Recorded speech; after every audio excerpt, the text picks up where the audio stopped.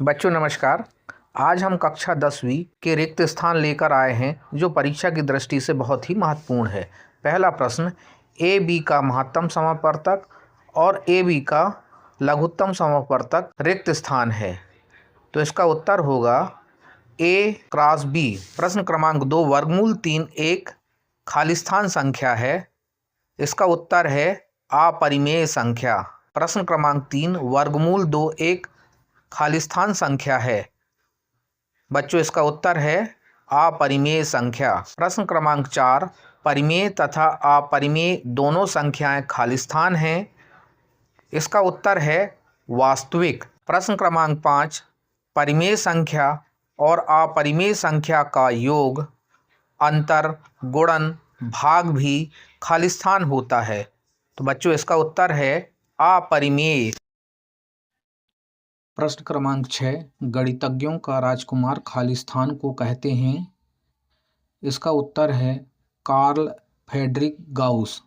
प्रश्न क्रमांक 7, बहुपद ए एक्स स्क्वायर धन बी एक्स धन सी के शून्यकों का योग खाली स्थान होता है, उत्तर -b/a।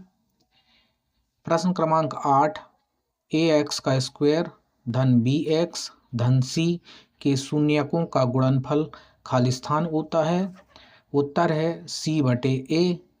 प्रश्न क्रमांक 9, रैखिक बहुपद की अधिकतम घात बराबर खाली स्थान है, उत्तर 1। प्रश्न क्रमांक 10, द्विघाती बहुपद की अधिकतम घात बराबर खाली स्थान है, उत्तर 2।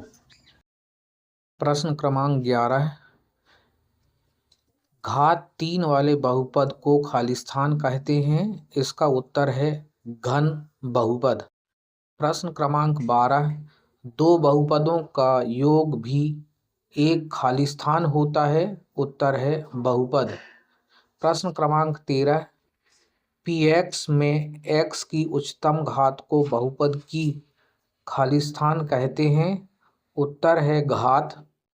प्रश्न क्रमांक 14, px बराबर ax स्क्वायर धन bx धन c का ग्राफ खाली स्थान होता है, उत्तर परवलय।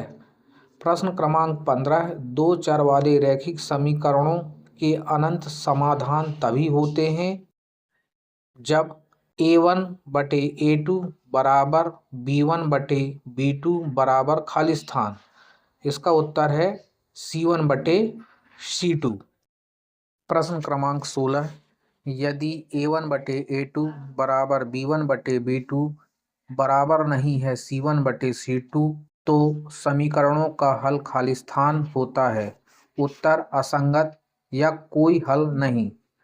प्रश्न क्रमांक 17, x धन y बराबर 8 में x बराबर 3 हो तो y बराबर खाली स्थान होगा, उत्तर 5। प्रश्न क्रमांक 18, द्विघात समीकरण का मानक रूप खाली स्थान होता है, उत्तर ax का स्क्वायर धन bx धन c बराबर 0। प्रश्न क्रमांक 19, विविक्तकर का मान बराबर खाली स्थान, उत्तर b² - 4ac। प्रश्न क्रमांक 20, ax का स्क्वायर धन bx धन c बराबर 0 के अधिकतम मूल खाली स्थान होते हैं, उत्तर 2। प्रश्न क्रमांक 21, मूलों की प्रकृति खाली स्थान से ज्ञात की जाती है, उत्तर है विविक्तकर। प्रश्न क्रमांक 22, प्रथम पद a तथा सर्वांतर d हो तो nवा पद खाली स्थान होगा, उत्तर है a + n-1 × d। प्रश्न क्रमांक 23, AP के दो लगातार पदों का अंतर खाली स्थान कहलाता है, उत्तर सर्वांतर। प्रश्न क्रमांक 24, AP बराबर 5, 10, 15 ... का 10वां पद खाली स्थान होगा, उत्तर 50। प्रश्न क्रमांक 25, AP बराबर 7, 13, 19 ... 205 में पदों की संख्या बराबर खाली स्थान है, उत्तर 34। प्रश्न क्रमांक 26, ऋण 6, ऋण 3, 0, 3 में सर्वांतर खाली स्थान होता है, उत्तर 3। प्रश्न क्रमांक 27 AP के n पदों का योग Sn बराबर खालिस्तान। उत्तर है Sn बराबर n/2 कोष्टक में 2a plus n-1 into d। प्रश्न क्रमांक 28 सभी त्रिभुज खालिस्तान नहीं होते हैं।